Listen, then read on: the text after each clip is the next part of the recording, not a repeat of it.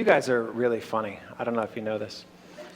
We first started talking about this idea. We said, now that we're not going to be so rushed with 2 services, we'd like to increase the greeting time. We'd seen it done other places, and we said, let's go 5 minutes. And I thought, how are people ever going to talk for 5 minutes?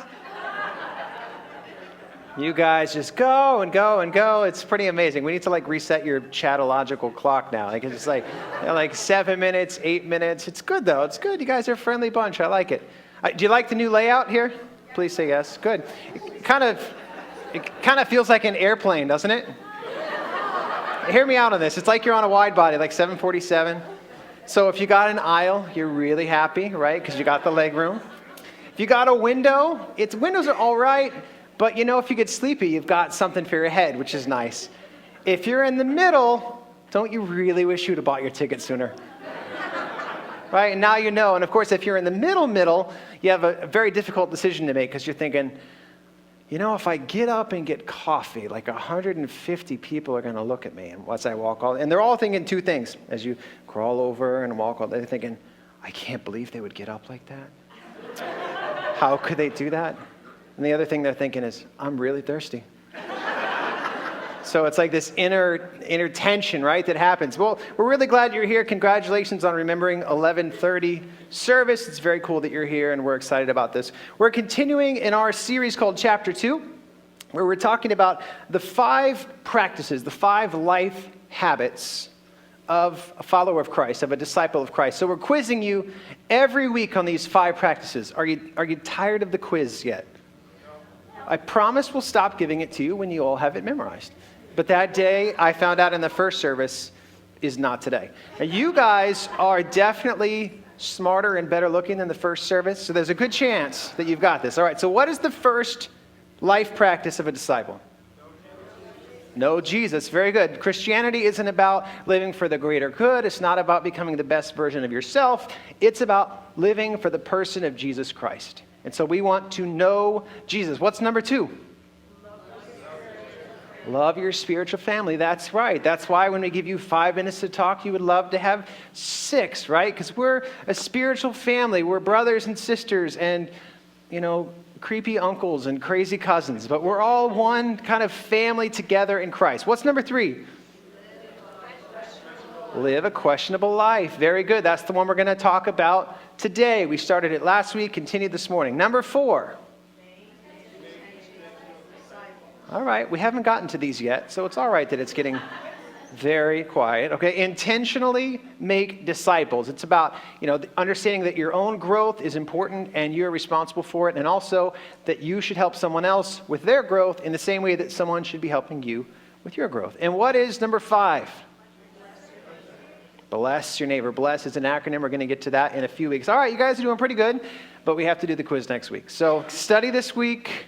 Maybe we can start to graduate soon. So we are talking about the questionable life. And this phrase we did not invent, of living a questionable life. We actually heard a presentation back in the spring by a speaker named Michael Frost, and he really unpacked this in an incredible way. Last week we had a chance to really hear it at length, what Michael Frost means by a questionable life. Today I want to give you about a minute of that one more time, just to be reminded of exactly what we're talking about when we talk about the questionable life.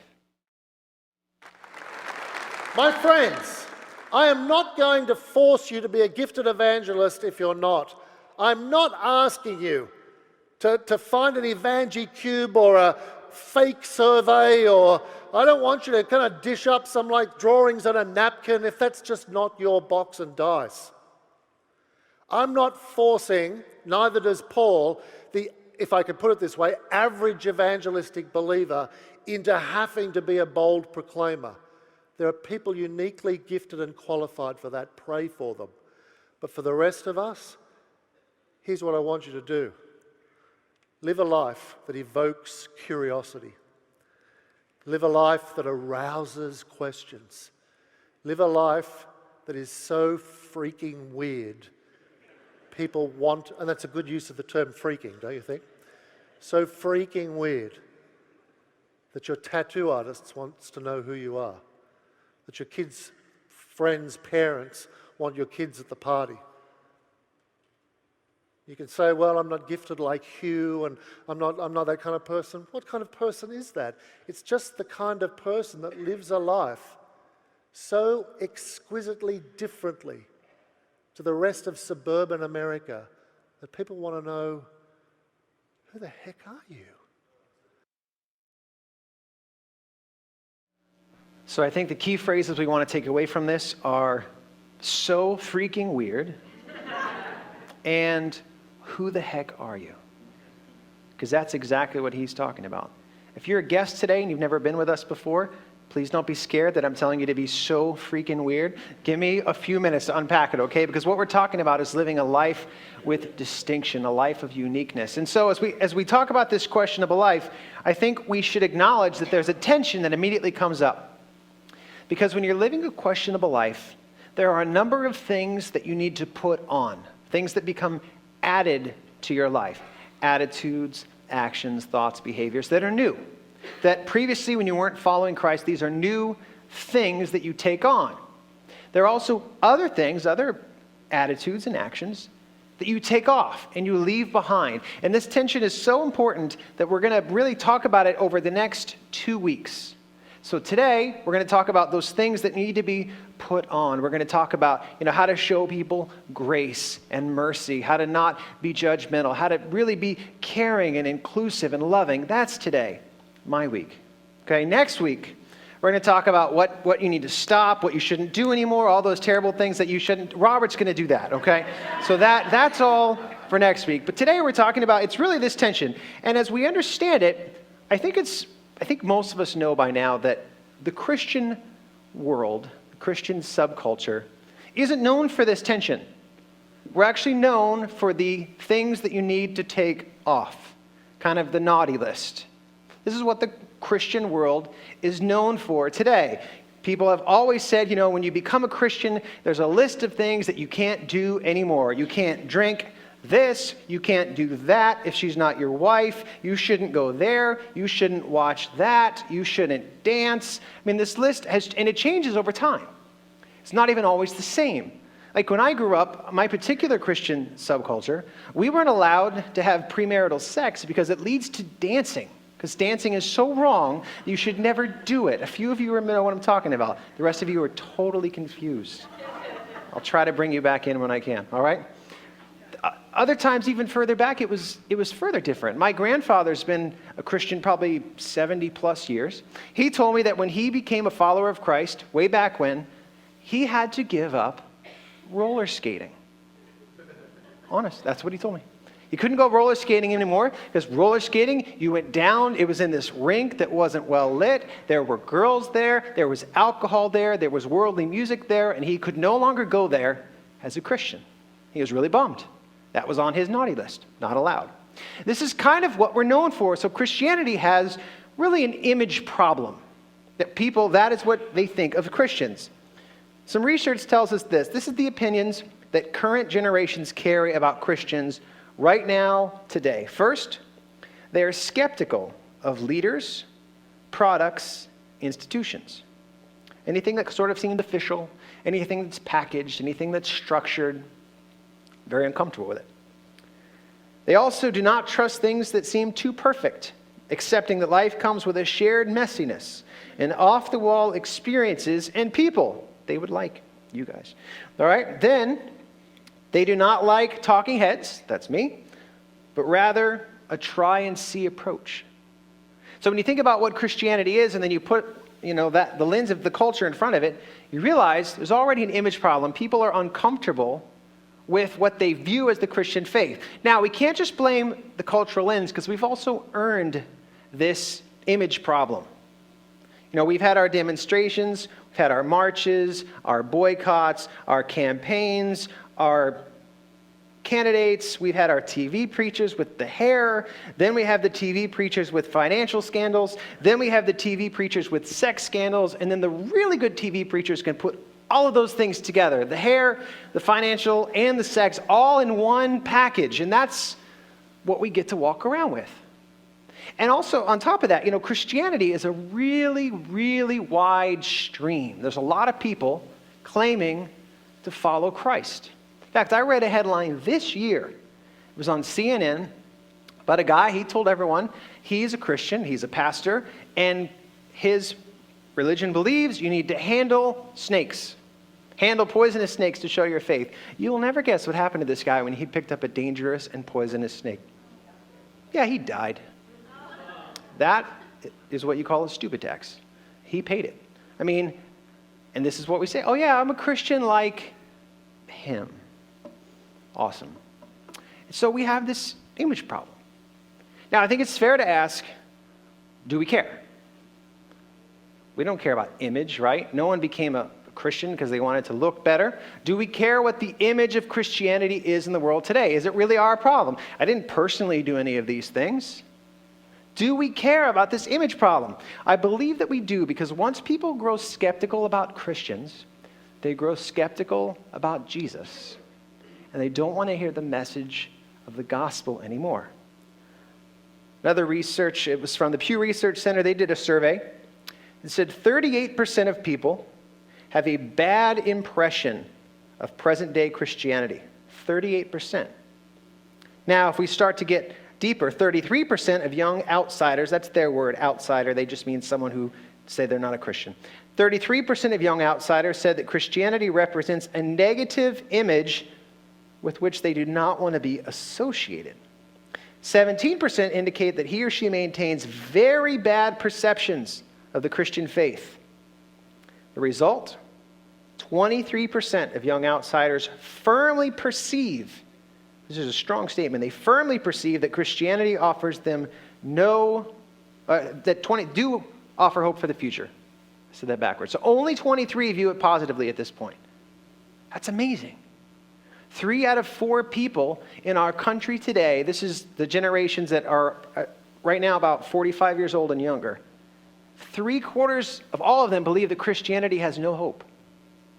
So I believe that this image problem is our problem. Now, we never want to be popular. This isn't a popularity contest, but we want to learn how to be effective in helping people understand God's love. Now, remember, there is a danger, because as we talk about how to adapt, how to show grace, we never give up those things that are core to who we are and what we believe. You know, one bad apple spoils the whole bunch. I know that. That's why we are going to talk next week about what those things are that we have to take off. So if you're only here today, it's an incomplete picture, and I acknowledge that, but just give me grace on that and know that there's that side of it, because today we're talking about how we can show people that are far from God how much we love them. Not just show them how much we love them, but actually love them. So here's kind of a thesis statement for today. If you wrote anything down, it would be this one thing, and if you remembered only one thing, this would be it. A Christian living a questionable life is engaged, not withdrawn. Let's read that together. A Christian living a questionable life is engaged, not withdrawn. See, there's this instinct. It happens to everyone. If you feel uncomfortable, if you feel insulted, if you feel belittled, just if you're generally offended or uncomfortable, you withdraw, right? I mean, when you sense relational tension with someone, usually you try a little bit to work it out. If you can't work it out, you usually just step away, right? You figure, I guess this isn't for me anymore. If you're in a situation or you meet someone or you meet a family and the way that they live their lives is really distasteful to you, usually it's our instinct to withdraw, to disengage. But it's this Michael Metzger quote that inspired what I'm saying. He said, confronted with the corruption of our world, corruption is a very strong word, Christians ought to be provoked to engage, not offended and withdrawn. See, when a community is provoked, they assume a proactive posture. They get involved, they get engaged. When a community is offended, they assume a reactive posture. They pull away. And so we want to learn how to be people who engage into the culture in front of us. And so we're going to look at Acts 18. And we're going to really skip around Acts a lot because we're looking at a particular couple. Their name is Priscilla and Aquila. Now, the book of Acts, we've been in it for a while now, and you're realizing, the book of Acts is basically, I don't want to overgeneralize it, but it's basically the story of the Apostle Paul, of St. Paul. Very early in the book, it talks about how he became converted from traditional Judaism to Christianity. Then the rest of the book talks about the early church and how it was formed, and he was the central figure in that. So the book of Acts is really about Paul. But when you're studying the life of St. Paul, sometimes I feel exactly like what Michael Frost said when he said, very few people are called and skilled to be bold proclaimers of the gospel. He's not talking about this. This is easy. Talk about the Bible with friends. He's talking about those people who can go out there and they can be in any circumstance, any situation, and they can talk about, the things of God and how it applies to their lives and how it's sort of drawn in. And there's very few of those. Most of us don't feel that way very often. But all of us can live this questionable life. And I think we'll see that this couple, Priscilla and Aquila, did exactly that. Because they pop up 6 different times in 4 different books of the New Testament, and never more than for just a few verses. And we're going to hop around and pick up a few of these. So Acts 18 in the first verse, it says, "After this, Paul left Athens and went to Corinth. There he met a Jew named Aquila, a native of Pontus, who had recently come from Italy with his wife Priscilla, because Claudius had ordered all Jews to leave Rome. Paul went to see them, and because he was a tent maker, as they were, he stayed and worked with them." So this is interesting. There's a couple of things that Luke has dropped in. First of all, he told us that Aquila was a Jewish man. His wife was Priscilla. They had previously lived in Rome until they were told to leave. Now, this is historical. Several of the historians, like Suetonius and others, record it. What happened is in 49 AD, all of the Jews in Rome, or most of them, started to have a major disagreement over the person of Christ. Some of them believed Jesus Christ was the Messiah. Some of them obviously didn't. It became a major source of tension in their city. They were fighting. They actually got all the way to the point of rioting in the streets. And so, the governor, the emperor rather, said, "You know what? I don't need any of you in my city." He kicked them all out, both sides of the argument. He didn't even take a side. He said, "All Jews, those who believe in the Christ, those who don't, you all are kicked out of Rome. Go somewhere else." Now, luckily for them, this emperor was very sickly, and so he died like 4 years later, and then they dropped his rule. But for a short time, this 4-year window or so, no Jews were allowed in Rome. So they were kicked out. And Priscilla and Aquila, they didn't go home. It's another clue dropped in. Luke said that Aquila was from Pontus. Aquila is the husband. So he didn't go home. Instead, he went to Corinth. Corinth was a pretty wild place in those days. The best kind of equivalent city in modern day of Corinth would be Las Vegas. Corinth, there was a lot of money. There was a lot of sex. They had statues in the inner court that looked like, well, never mind, they're statues. And it was like not the kind of place you would go to raise your family. But that's where they found themselves. In fact, the word Corinthian, which you think like Corinthian leather, it's not even what it used to mean. The word Corinthian used to mean luxurious and licentious. I also had to look up licentious, which means sexual.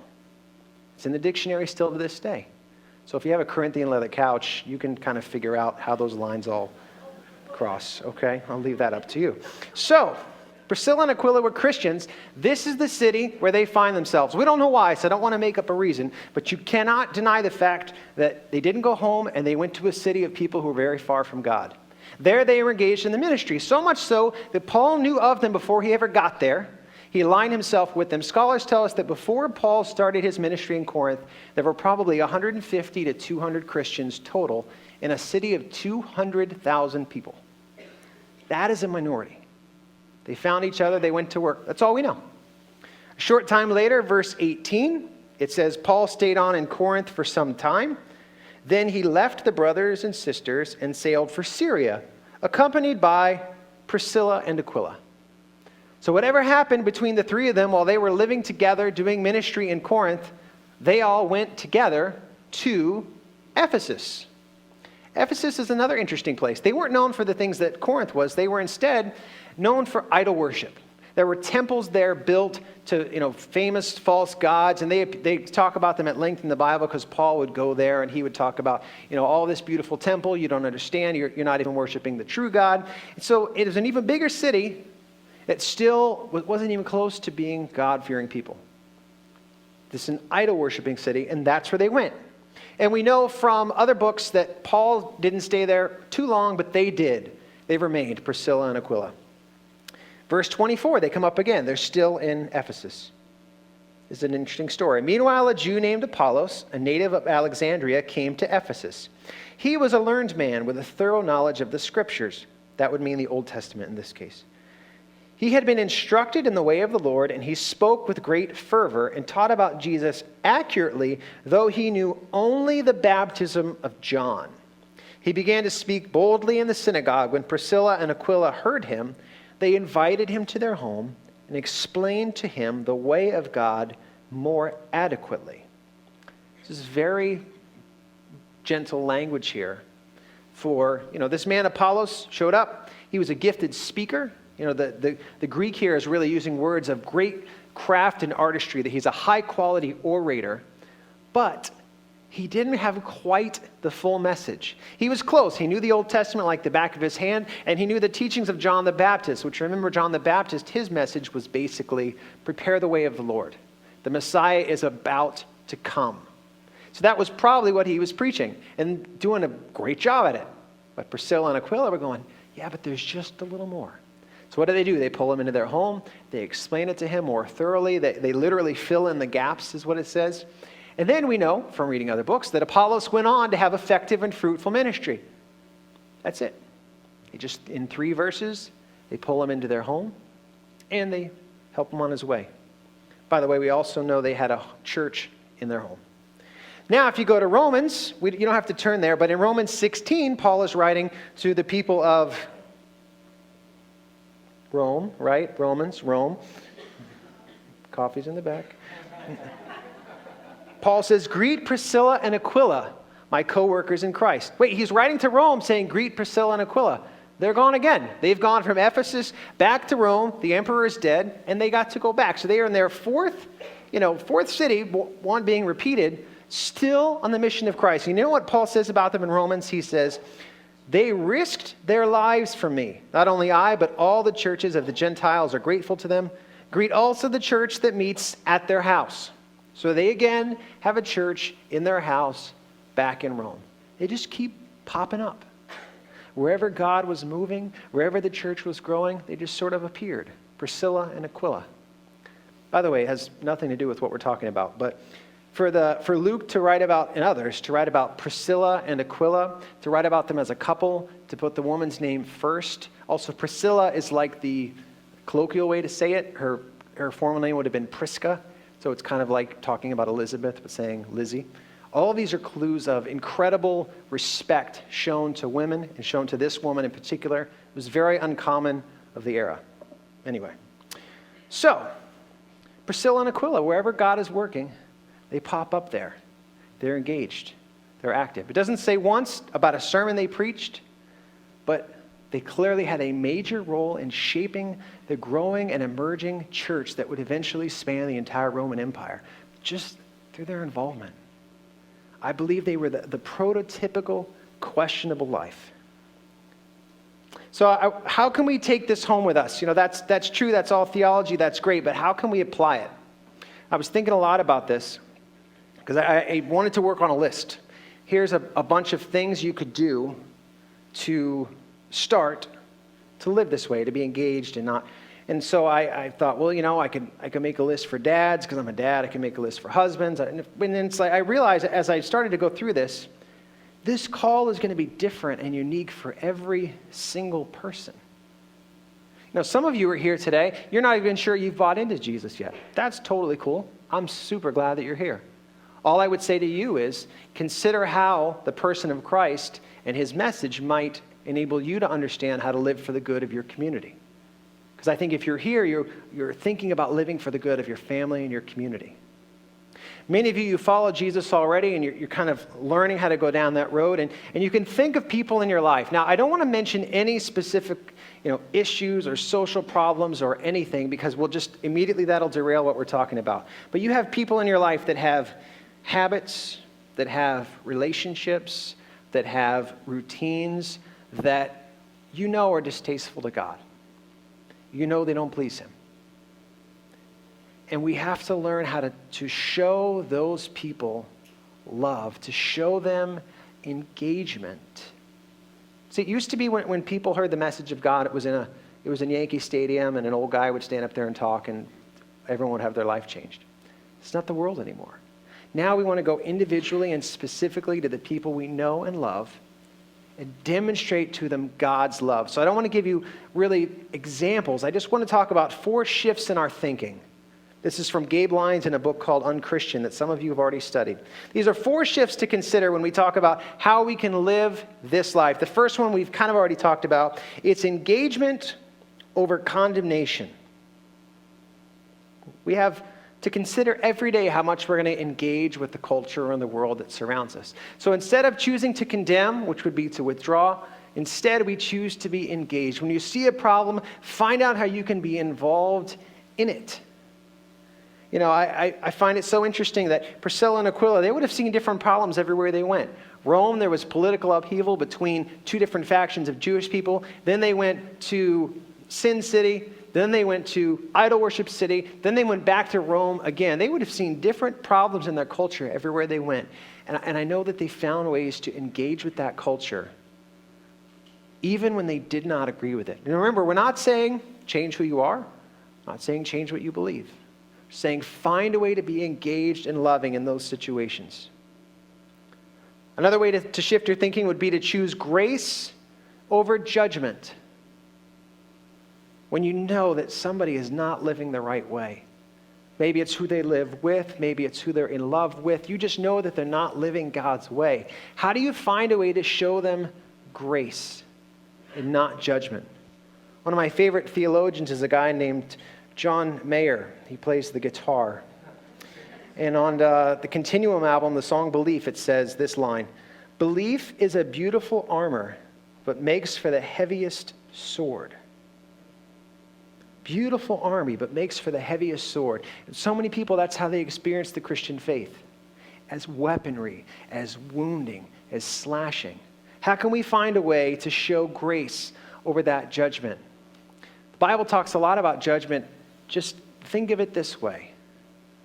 Every person comes to God from a sinful place. Every one of us comes before Him with things in our lives that we've said, we've done, we've been a part of that don't please Him.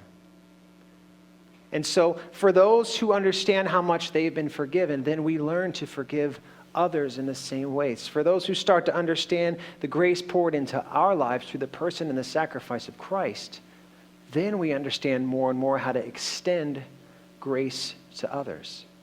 Those who are in issues of morality and others, they will be judged. I promise you that. It's not what we do. We show grace. Another shift is to choose courage over comfort. How many of you have ever heard this? You know, there's no safer place for you to be than in the center of God's will. You ever heard that? It's probably on a bumper sticker. It's probably in like a greeting card that you can only get at a Christian bookstore. I bet you it's on a t-shirt right next to the God's Gym shirts. I have terrible news for you. It's not true. It's not true at all. It's not safe to be in the center of God's will. That statement doesn't even make sense. Someone explained that to John the Baptist because they cut off his head. You're not going to be safe in the center of God's will. We had more martyrs in the 20th century than the 19 centuries before that combined. Did those people find it safe to be in the center of God's will? Did the early church find it safe when they were sent to the lions? I mean, over and over and over, we see that it's not about comfort. It's about courage. Because you know what we do? We all do it. We mix together the Christian life and the American dream. So you kind of look to yourself and you might say, you know, I hope to follow God. I hope to get a beautiful wife. I'd like to have a couple kids. I'd like to get a dog, maybe a boat. There's nothing wrong with these things. Trust me. But you can't make it, it's not who you are in your faith. And if any of those things start to become that primary idol, the most important thing in your life, now we're starting to choose comfort over courage. And I think there are those situations when it's so much easier to just go with the flow. And by the way, as an aside, I'm not saying that you should, when you see something you don't agree with, keep your mouth shut. That's not what I'm saying, because that's also something a lot of us are doing now. Things happen politically, socially, whatever, and we're very frustrated by it, so we just don't say anything. You know what? I'm not going to say anything. I want you to think about that, because you might be choosing comfort over courage. I also don't want you to trash people on Facebook. So, just be smart. But you know what I'm saying? Like, you have to think, because that might be very, very wise for you to hold your tongue, but it might also be comfort over courage. So just think about it. Remember, it's a tension. I wish I could give you the answer. Instead, we're talking about the tension that exists between them. The fourth shift I would love for you to think about is choosing faithfulness over reputation. This may not have happened to you. It may have happened to someone you know. That there are times when engaging into the culture is going to cost you some of your reputation. We had just a small example of this happen in my house this week. My wife went to a PTA thing. She came home, and it was just the two of us there, and she said, you're never going to believe. This other friend that we have? Yeah. A lot of people don't like her. Like, really? Yeah, you remember her thing, that whole thing that, I don't want to tell you what it is because I'm hoping you'll meet her someday, but her whole thing, yeah, she's really ticking people off with that, and they feel like that this policy, new policy at the school, is because of her thing that she pushed on this issue, and they're really upset. And then they said to me, like, aren't you friends with her? And I said, well, yeah, I'm friends with her, and I think this may not go well for us that we're friends with her. No, we don't care. We're not going to unfriend someone in life because it's going to be unpopular. But, it could be more. There could be a family member that's estranged and no one in your family will talk to them, but you decide that you will, even though that's going to give you some grief. Maybe there's someone in the office that most people are frustrated with, and it's a lot easier to just trash them behind their back. But instead, you might take them out to lunch. You might be seen with them. You might allow a little bit of your credibility onto them while their dirt is going to come onto you. Maybe there are other people in your life that, everyone's had it with them and they're just finished because they're just that person. Maybe you can find, that faithfulness to show one more time, even though it's going to cost you your reputation. Because that's the call that we have. The call that we have is to demonstrate the love of Christ. Now, you might be thinking, Chris, you started this message by saying we have an image problem. Now your fourth shift is to say, we don't care what people think. If you were to say that, you would be right. And I wish I would have thought of that sooner. But it actually makes perfect sense, because if you study the life of Jesus, Jesus ticked people off all the time. More than you do. I know most of you. Jesus ticked people off more than you do, okay? But people were frustrated with him for the right reasons. He loved people. He put himself in situations and hung out with people that literally the community would say to his friends, why does he hang out with those people? Those people.